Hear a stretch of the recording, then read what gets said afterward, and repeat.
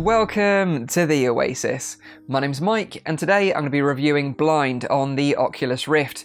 Now, this review will also apply for the HTC Vive and PSVR versions of the game. Now, I recently asked you guys and girls on my community tab which game you'd prefer that I review this week, Blind or Transference. Well, it turns out I'm going to be reviewing both of them, so no need to worry there. I'll be reviewing Transference later on in the week, so make sure you stay tuned for that one. Thanks to Tiny Bull and Fellow Traveller for providing me early access to Blind for this review. So, without further ado, let's dive in. Blind is a narrative-driven, psychological adventure built from the ground up for virtual reality, where the player is blind and must explore their surroundings using echolocation. The idea of Blind was born out of the Global Game Jam in 2014, where the initial concept won the Best Game Award at the Turin Jam site in Italy. Since then, the team formed development studio Tiny Bull and began work on a full game based on this idea. In Blind, you play the role of Jean, a young woman who wakes up in a strange room within a mansion with little memory of how she got there and has the shocking discovery that she's lost her sense of sight.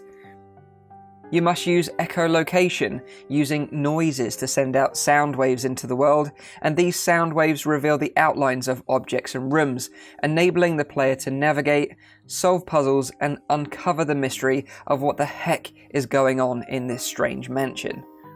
You quickly discover, though, you're not alone in this mansion. A sinister character known as the Warden pushes Jean to uncover a dark truth she'd rather not see. I was really intrigued by this game.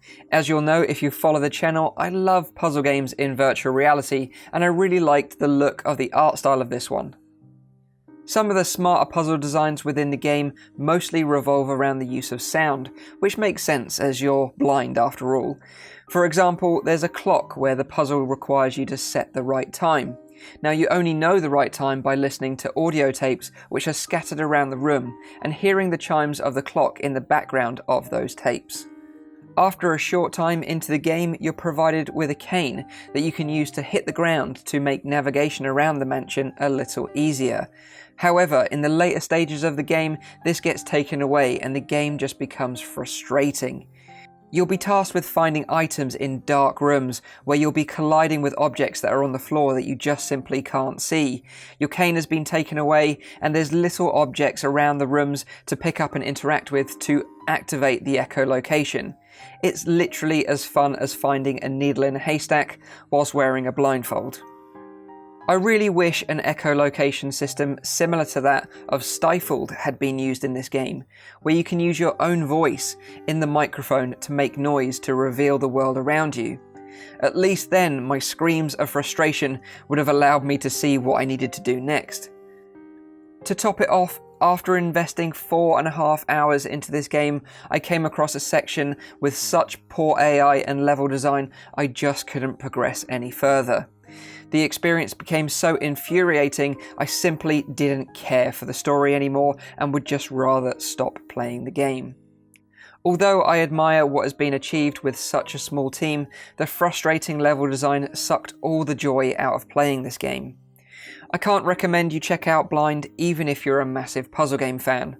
I see what the developers were aiming for, but unfortunately it seems they lost sight of making a game that's fun to play. There's much better puzzle games out there to experience in VR, such as Form, Torn, and Red Matter, to name a few. Unfortunately, Blind is one of those games that's just best left in the dark.